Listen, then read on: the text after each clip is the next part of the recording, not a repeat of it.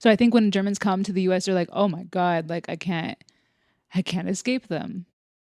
Well, I've even heard the joke that if we stop hanging flags everywhere, people will forget where they are. It just comes from a place of deep-seated nationalism. It's something we even learned about growing up in public primary school, where you're saying the American pledge and then the Texan pledge The every Texas single morning. pledge.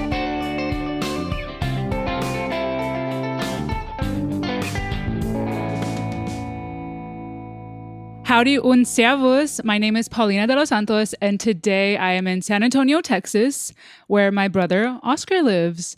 And we are here in his home and going to have some conversation all around growing up in Texas and kind of addressing any questions that Germans might be curious about life in Texas.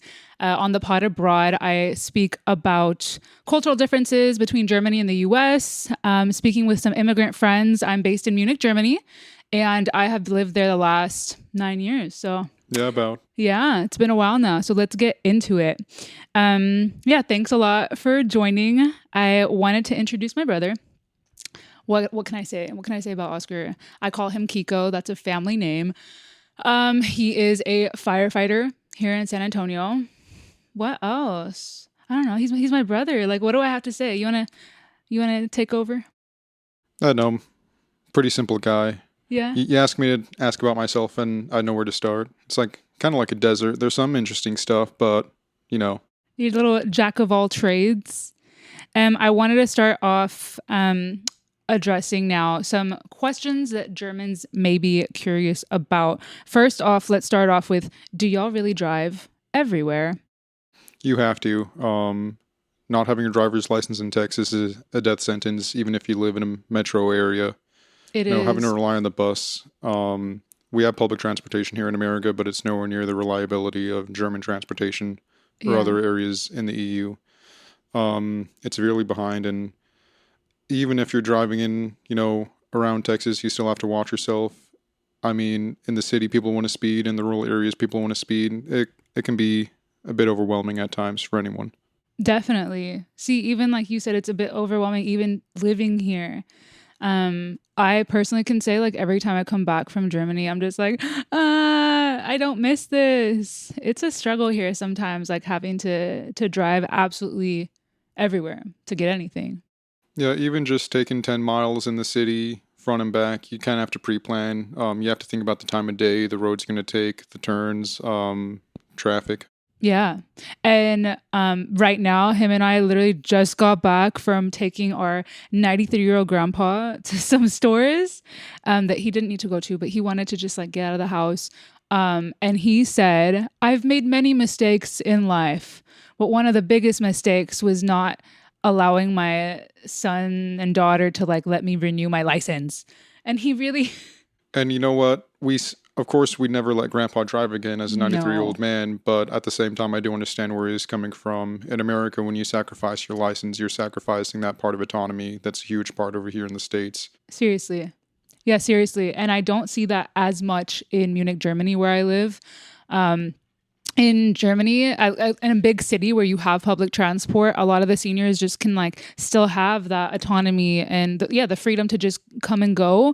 So it does really hurt in Texas, like the day you can't drive because you have to rely on people. And that's a huge, huge cultural difference. Next question that Germans might be curious about is, why is tipping so expensive and what's the big deal? Let's talk about it. First of all, tipping is a racist institution.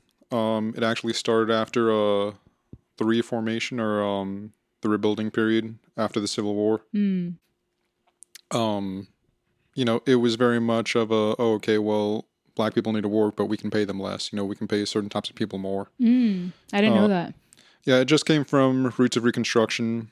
It's still here to this day. And nowadays, although it's faceted in today's society, may be less racist, it's definitely more systematic of a way that we, the consumers, subsidize the fees and the cost of expensive labor to us, to other people, instead of the company itself. I don't think tipping is necessarily going anywhere in America, especially given... like it's here to stay? Yeah. I mean, I've worked in the service industry. I've worked in kitchens. I've served a little bit. I was more back of house, of course. I wasn't a front of house floozy. But to this day, I'll still tip whenever I can, I mean, now we were always grew up with the tenet that 15% is the standard. Mm-hmm. But now 15% is less than. It's always, 18 or 20%. Really? Sometimes they'll have the kiosks nowadays. You've seen the memes where, they hand you the tablet. It says I know. 18, 20, 25 or 30, sometimes higher. Yeah. No, so I feel you. Like you said, like obviously you're still going to tip because is the system broken or shitty? Yes. But like that's what it is. Oh, yeah, right absolutely. now, and like you still want to be supporting people. It doesn't help to just like not tip for service. The system is broken, but if you don't play ball, you're going to lose still. Yeah. One thing that I cannot like understand though is like tipping for like ice cream or donuts when there's like not actual service. What do you think about that? I'll still tip less Really? than most of the time, yeah. I mean, it really depends on the type of service. The litmus test for me specifically is if it's actually a sit down place, if you're being served, if someone's like waiting on you. Yeah. There are some fast food places where they want to bus your trays or things like that, and I say no, I'll have that. I see the bin over there. I can go take that. I can help myself, especially like when you're not tipping someone and the business still implies that there should be another level of service. Mm-hmm. And if I'm not tipping you, you're not going to do that labor for me. I can do that myself. Yeah. It's very like little things like that. It's a bit more nuanced than people might understand. But it's easy to look at it far and wide and say the system is broken because it is. Definitely. And a lot of Germans, like I've heard them saying like, oh, when I went to the US, like I couldn't stand how annoying the servers were. Like they find it kind of annoying that they're like, can I get anything for you? Like, do you want anything? Do you want anything? You want another drink? And like, they just feel like it's fake friendly. So what do you have to say to that? Yeah, there are certain aspects of that where they even call it the 2-bite test. I don't know that. Where, your server serves you your food and they say enjoy, and then it'll come back like literally 2 minutes later and they're just like, hey, are you enjoying everything? You're just there like a chipmunk with fat cheeks and you're just like, yeah, it's good. 2-bite test. Yeah, a lot of places pride themselves on customer service and making the customer, the visitor, the guests, however they want to phrase it, feel welcome. Yeah. I get it from a certain aspect, but even working retail, they impressed upon us. You always ask people how they're doing or what they need. And me personally, I would always do that if they looked confused. But if they're walking or looking with a purpose, I'm like, they got it. And I'll just be hovering around if they do need me. Mm-hmm. Waiting is a different world, one that I'm not too familiar with. Yeah. I mean, I've had the opportunity in some aspects, but I definitely am more the back house gremlin. Just give me the tasks, show me what to do back there. Okay, so next question I want to address is if Germans were to ask, why are there American flags everywhere? It's something that they're not used to. So like in Germany, for context, Germans do not have German flags for some obvious reasons hanging from their homes or like by businesses. It's not a thing unless it's the World Cup. So I think when Germans come to the US, they're like, oh my God, like I can't escape them. Well, I've even heard the joke that if we stop hanging flags everywhere, people will forget where they are.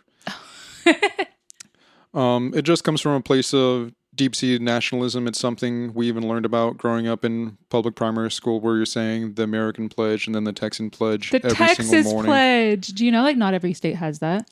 Oh, I don't know that they don't have it or they don't have a pledge period. They don't have a state pledge.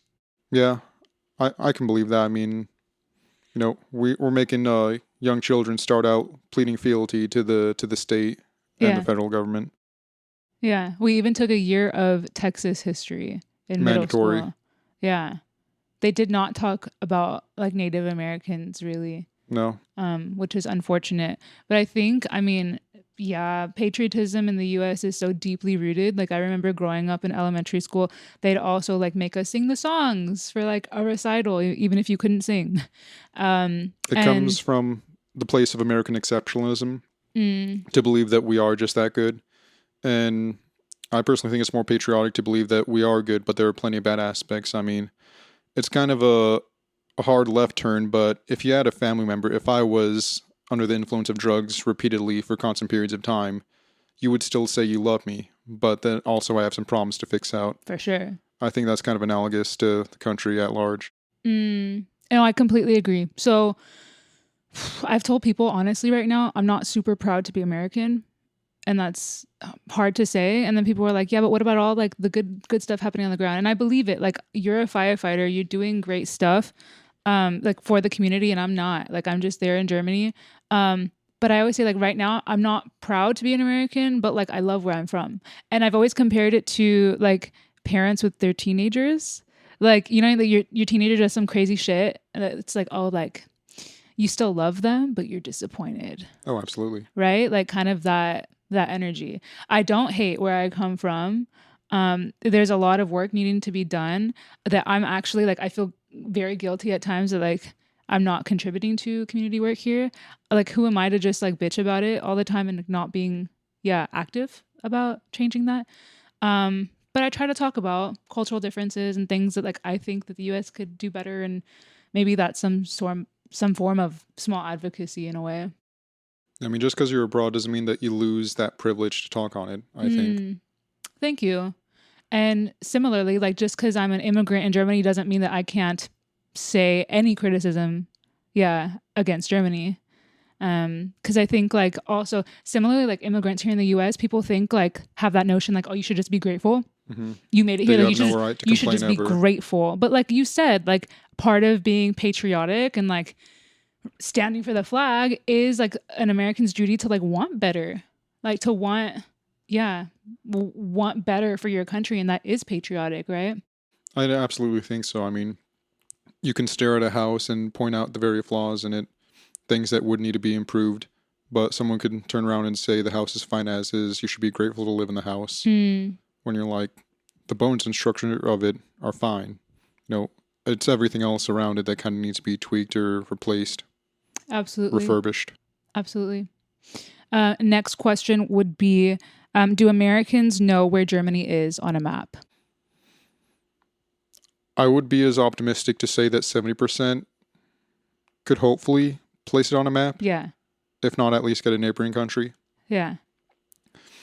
I know. I think it's not at the forefront of people's mind. Yeah. Really. I mean, especially here in Texas, it's a bit more common given our history of, Texas German heritage, that people would feel a kinship, or there's even some people of German descent. Definitely. Here in Texas, I think quite a lot of people would here. I think online, people love to talk shit about how horrible Americans are with geography, because like my geography isn't that great. You're like, yeah, true. But also like they show like the worst responses of some people like on the streets when they're like, hey, like, can you point to like a country? And they can't. But like I feel like that gives us a bad rap. Like I feel like Europeans like don't know every single, I don't know, capital of the EU. Maybe they do, and they're gonna come for me and be like, yes, we do. But yeah, I don't know. Of course, like education levels like maybe aren't as high like everywhere. It depends on your socioeconomic status as well. So like, let's not totally tear down Americans for like not being the strongest with geography. Well, if we're talking about public education, if I'm making broad strokes, they want you to be smart enough to pull the levers and push the buttons and not much else. So like, instead of making making fun of the people for it, like, why don't we just like look at the institutions and our systems of being like, you know what, like maybe we should be better, like, or like improve in our public schools with geography. Well, I mean, even if you look at a kid acting up, being a bit of a clown, a menace to society, you would look on that kid and think, wow, terrible kid, but also, where's the parent? What were they doing? True. So like, if Americans aren't like that perfect at geography, like let's look like at like what caused that. Another thing, sorry, this is like a total left turn, but when I first moved to Germany, a lot of Germans, you'd be surprised, brother, like were telling me like, oh yeah, Americans are all fat, ha ha ha. And I was just like, y'all have like no understanding of our society. And it was just like, hurtful. it was hurtful, like when like that's the first thing that they tell me and they kind of laugh about it, and I'm just like, okay, that's a lot of, first off, it's just a bit of ignorance to the situation, that like of knowing that when you don't have enough money, and like yeah, oftentimes our fast food is significantly cheaper than like sometimes going to get a full cart of groceries. The fast food is like incredibly inexpensive, at least in the early 2000s it was. And I don't know, it was just very hurtful of like Germans, you know, just like thinking a certain way about us, and like having no shame of being like, haha, Americans, you guys are so fat. It's a hurtful assumption, but it's an astute one. Absolutely. I think a large part of it is definitely the corn subsidies. High fructose corn syrup itself, refined goods, sugars. Sugar is probably one of the biggest one. They're subsidized. Yeah. Damn. When we were growing up, we were always told carbs and fats were things to look out. And of course, you know, there are many factors at play. You're the nutritionist here, but I'm not. I mean, you have more experience in actual, you know, dieting and what to intake. You know, I'll tell people, my sister may be vegan. I don't think I could be vegan. I think I could have vegan days or vegetarian days. Definitely need more of those. You're definitely going to live longer than me as a result, but we don't know. Dude, Grandpa has been eating sausages like weenie dogs his whole life. I attribute that to the caffeine. He drinks like 5 cups of coffee a day. Keeps him kicking. Probably. Start going at a little better pace. No, but you were saying? Oh, yeah. It just ties back into regulations. For sure. There are a lot of things in our system that help like enable it. If you even look at like Kellogg's, General Mills, stuff like that. I mean, grains. I'm smart enough to realize where the problems probably lie, but not smart enough to wax poetic about them. And that's okay. Like, not everyone is an expert at everything. Nevertheless, yeah, I think it's not as simple as like saying Americans are fat and laughing about it. Okay, I want to dive in to a next chapter about Texas culture shocks for Europeans, and ask you first, like, what do you think that Germans wouldn't expect about life in Texas? I know, just day-to-day stuff, and the lack of walkability and access is definitely a big factor. Definitely. I mean, to even go to our grocery store, we have to go like 50 minutes down the road and 50 minutes back. And that's like close for us. It's about maybe 4 miles. Yeah. No, but just with traffic and everything, and that ties back into having to drive everywhere. Everyone has to drive everywhere, so road access is definitely a facet of that. You know, in highway construction, it'll never end. It started, you know, before my dad was born, and it'll continue far after I'm dead. Yeah, definitely. Would completely agree. Just like the vastness of places, like you can't just walk to a grocery store in San Antonio here, unless maybe you live in downtown in a very chic area. But like if you're living in a neighborhood, you're gonna have to just be like driving absolutely everywhere. Let's talk about the role of religion. I want to kick off in saying that when my boyfriend Tim first came to Texas, he's from South Africa. We went to a graduation in Dallas of one of our friends at a university. And at that graduation, they were like, let's all bow our heads in prayer. And Tim was like, what is happening? So he was just really shocked about like how religion is strongly integrated into kind of daily life here in Texas. What has been your experience as someone who's no longer religious, such as myself? It's around us everywhere, and people do value it highly in their lives. It's even valued highly in government and public spaces to where people may feel othered. Even today, when we were just going to the local big box department store, you saw Jesus is King on the dumpster. Yeah, true. There was a dumpster with graffiti saying Jesus is King. I mean, people like to poke and prod and say that individuals are virtue signaling by saying things like human rights or anything. I mean, but what's the biggest part of virtue signaling other than religion itself? You know, wearing a cross, saying God bless, you know, having a public prayer. Yeah. Religion's all around us in Texas, that's for sure. We also grew up Catholic and had made like the decision on our own to, leave the religion itself. I do find it very sweet, like when our like friends or family members say like, oh, I'm going to pray for you. I think that's very sweet and mindful. But yeah, I'm often like shocked when I come back to Texas and see like really how religious it is here on a day to day. I'm not used to it because it's not like that in Munich as much. Mm-hmm. And even like I remember hearing about some like Texas Congress people wanting to put the 10 Commandments in elementary schools. Do you know about that? That's actually going to go through. No. Yeah. Yeah. So there's Yeah. that. There's that. And like typically in Texas, we grew up at thinking that there's like, oh, there's a separation between church and state. Church and state, meaning like that you shouldn't be particularly religious when it comes to like public schools. Or like public organizations that are like from the cities or government. And now that's like that line's being dissolved pretty fast. True, dissolved because it's been blurred. It's like the line has been blurred like our whole life. But like you said, dissolved.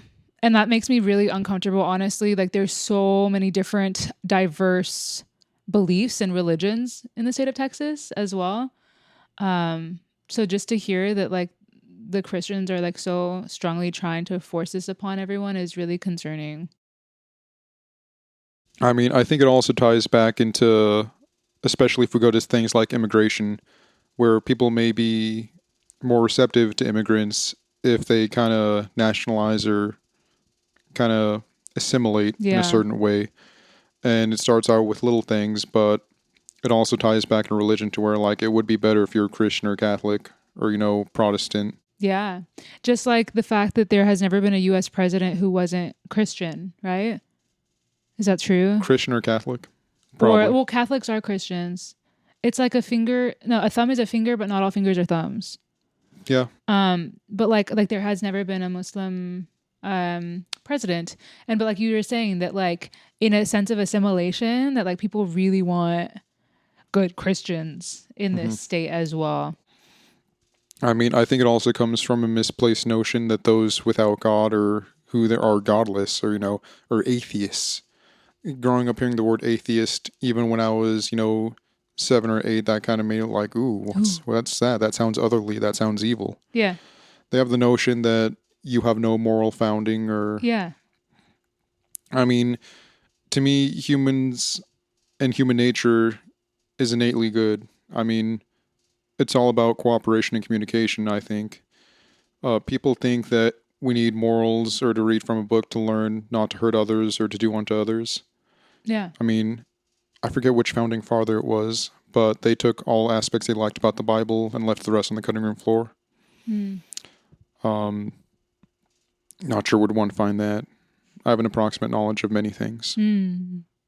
But I completely agree, brother. Like being religious doesn't make you a good person. Not being religious doesn't make you a horrible, nasty person. Yeah, no, completely agree. Let's talk about guns here in Texas and personal safety. I think a lot of Germans are curious. Anytime that I've met a German and they're like, where are you from? I'm like, oh, Texas. They're like, pew, pew, pew, pew. That's the first thing that they think when they hear Texas. What is your view? And like you work as a firefighter, not a cop. What's your view on guns and what has been your experience like with guns in the state? Nothing too much. I had a shotgun when I was younger. Did you? Yeah, Mossberg Model 88. Ooh. How did I not know that? I know. I mostly kept it in the closet. Yeah. I know I would like a Mossberg 590 eventually, just for the house. You never know. I mean, we live in a good neighborhood. Everything's fine, but there's always off chance. Open carry is completely legal here in Texas, I believe. Meaning, let's define open carry. You can have it on your waist visible. Yeah. I don't think that's a good idea at all because some individuals will just get nervous even seeing a gun and then others will be like, oh, well, that doesn't matter. That's on them. And like, you're right to a very short point, but at the same time, if someone does have ill intentions or they wish to commit aggravated armed robbery or something, you'd be the first target. Yeah. I think concealed only is the way to go. And even then, it's known that here in Texas and other states, of course, going back to driving, you wouldn't want to get too hot-headed with someone else. You don't know if they'll have a piece on them. I even Seriously. have coworkers who got shot at on the highway. Oh my God.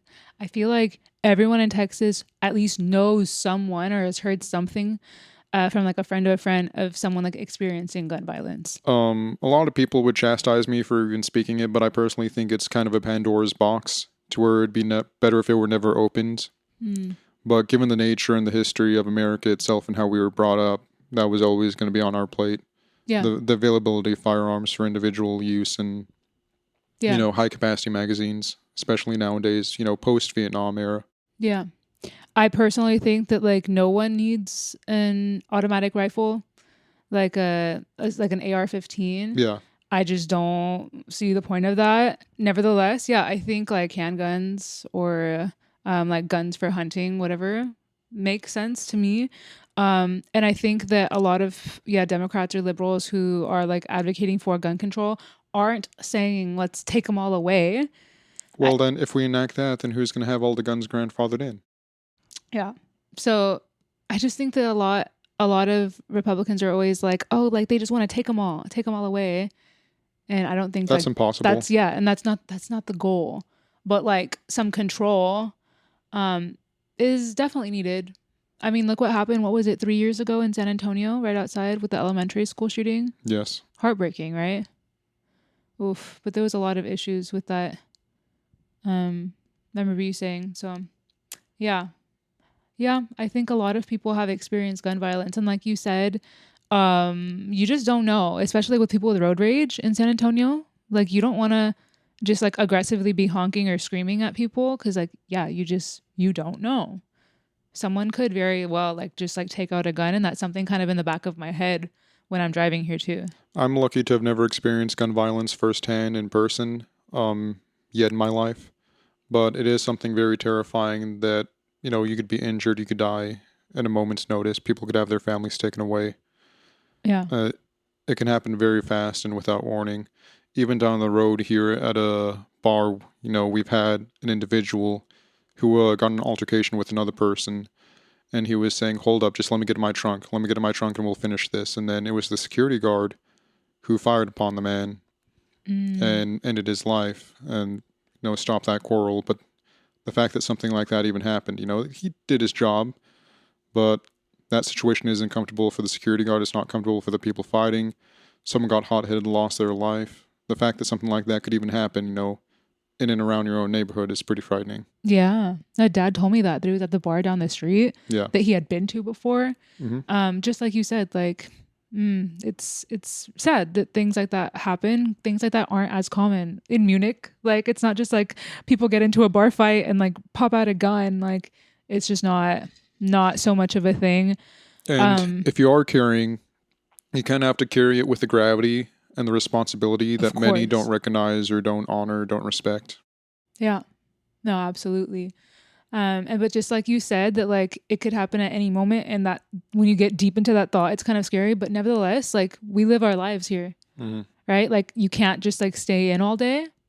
It's just something that like you just go about life and you kind of hope for the best. But I mean, with the gun violence, yeah, like and the prevalence of it, like what can you do to stay safe?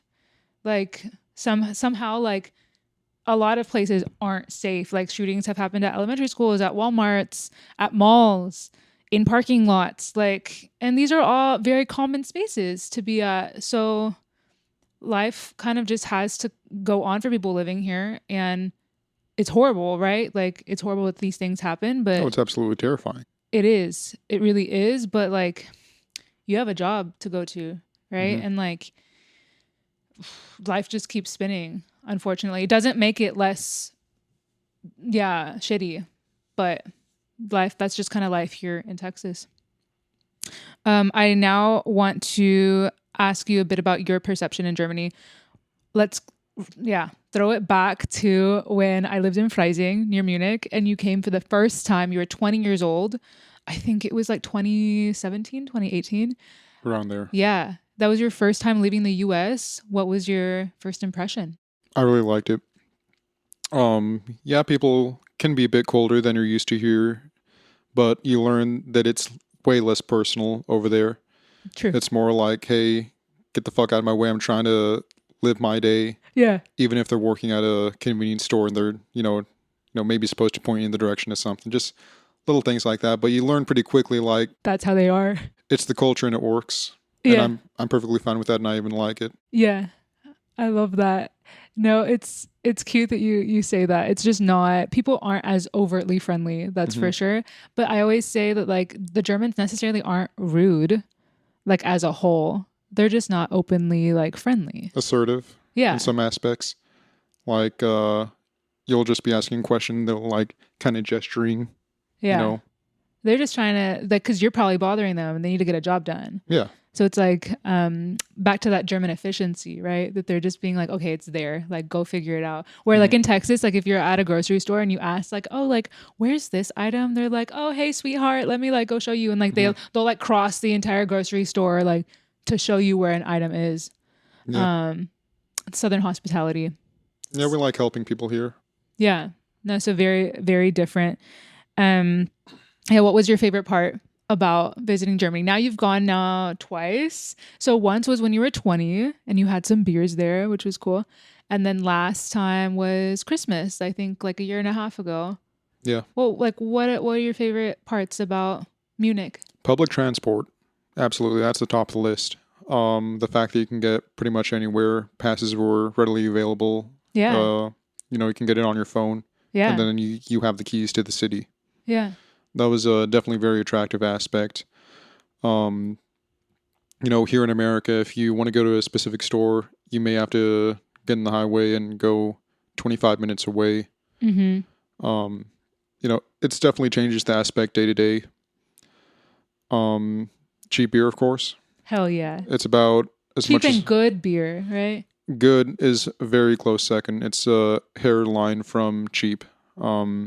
Not to say cheap as in low quality or more so inexpensive.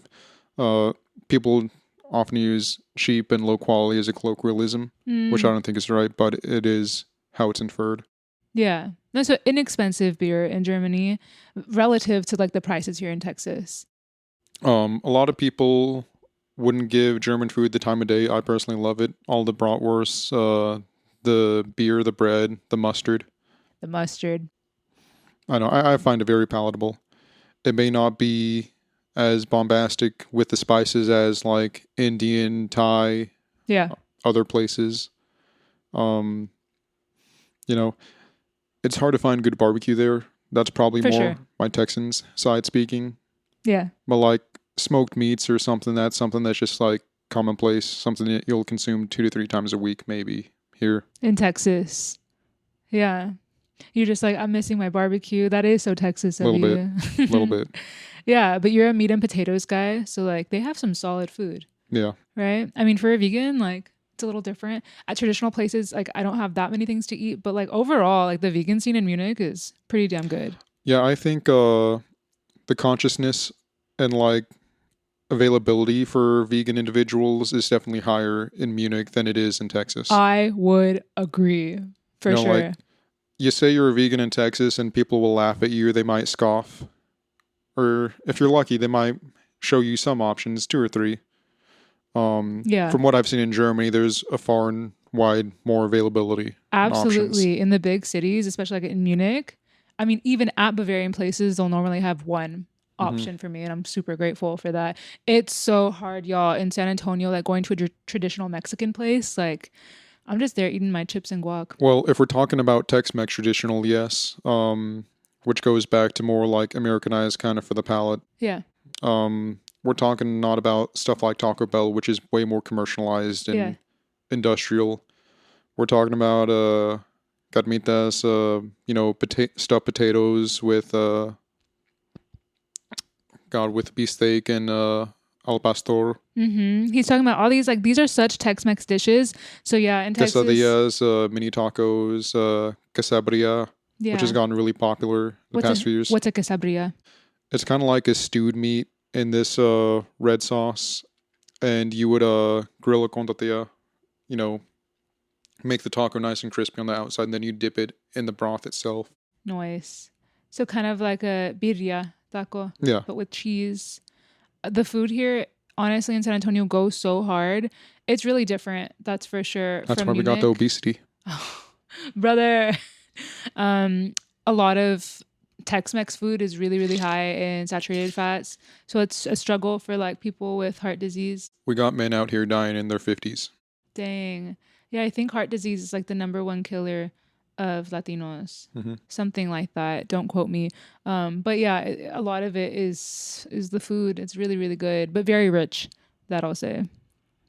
I want to move into a last little segment just about like our dynamic with me living in Munich, and ask you first off, what's it like having a sister who lives abroad? Like, how do you feel about it? I think it's pretty nice. I think our immediate family and extended family have definitely been happy that you've been able to find such success over there. I'll even tell my coworkers or my friends, oh yeah, my sister in Germany. It sounds a little hoity-toity, like pretentious. Or like you're there from a place of privilege and not a place of hard work and ethic that got you there. You know, I'll explain how it was through the work program at College Station that got your foot in the door over there. Yeah. And you've been cutting your teeth ever since and thriving. That's really sweet, brother, that you tell them that.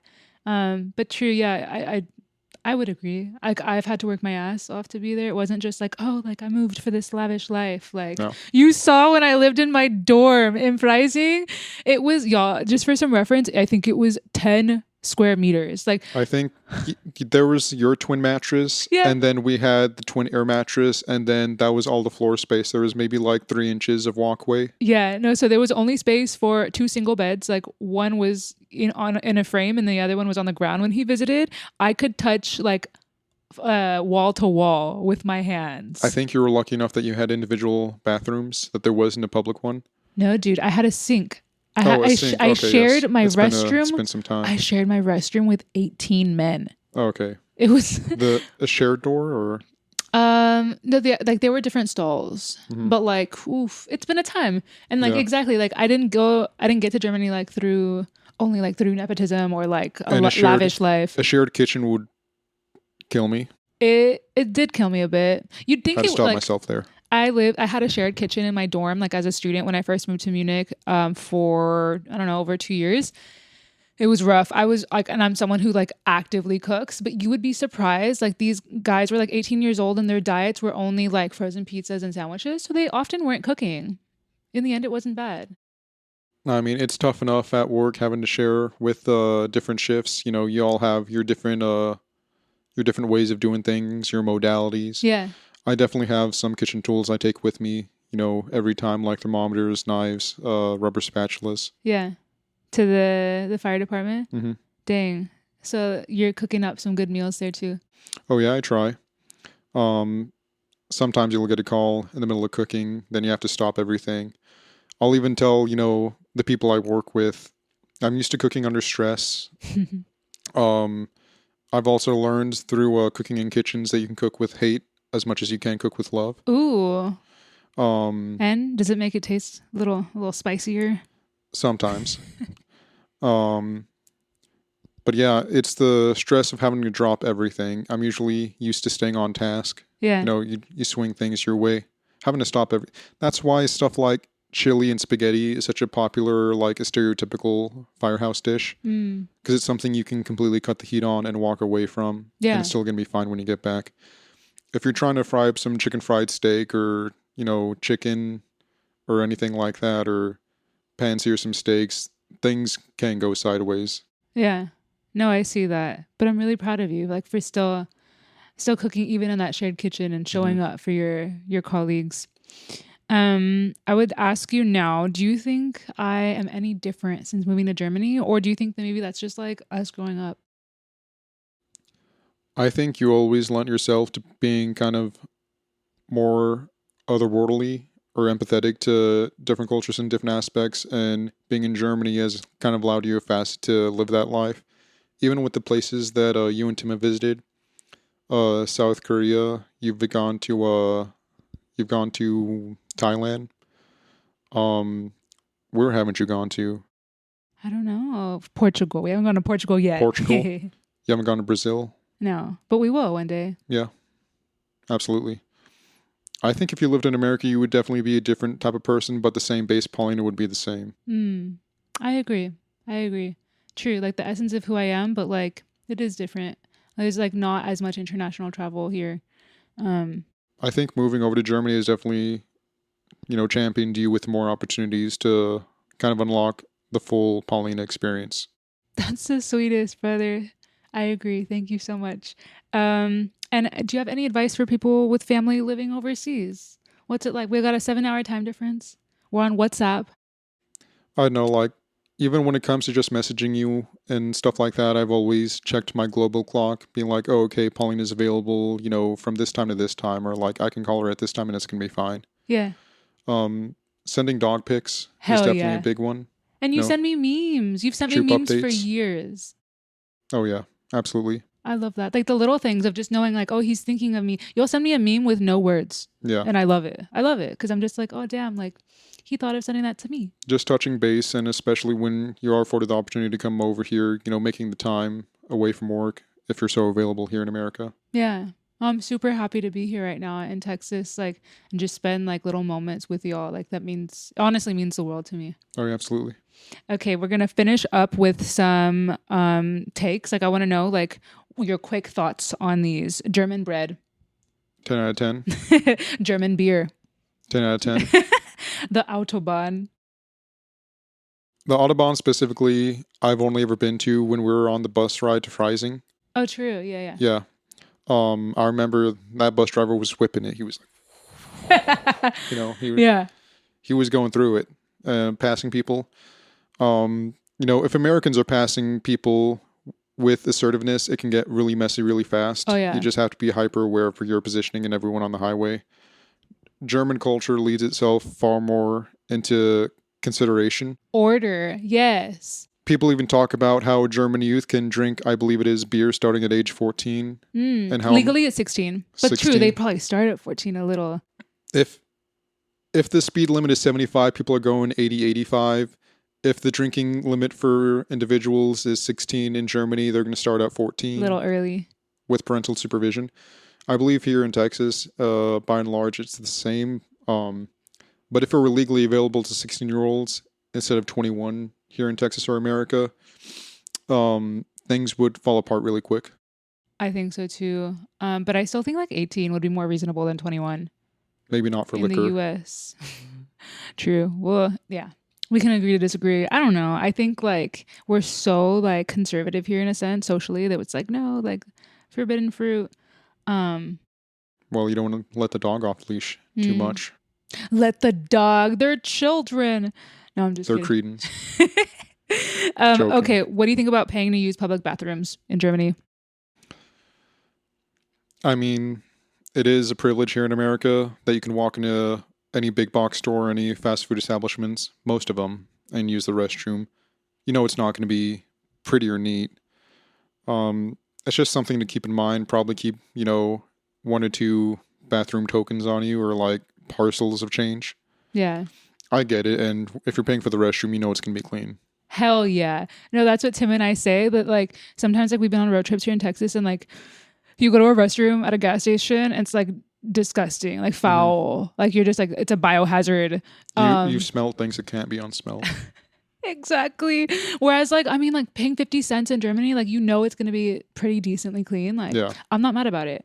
What do you think about paying for water in Germany? Water's a human right. Period. You shouldn't have to pay for it. Period. Completely agree. And then last thing is like, what do you think Germans get wrong about the US or America? I think going back to all Americans are fat, I mean, we're talking about like 40% of us. It's not all of us, but it comes from a place of misunderstanding and a lack of communication. To get wrong specifically, I'm not sure. It's something that you could probably meditate on and really think about, probably write a dissertation at. That's not a quick take at all.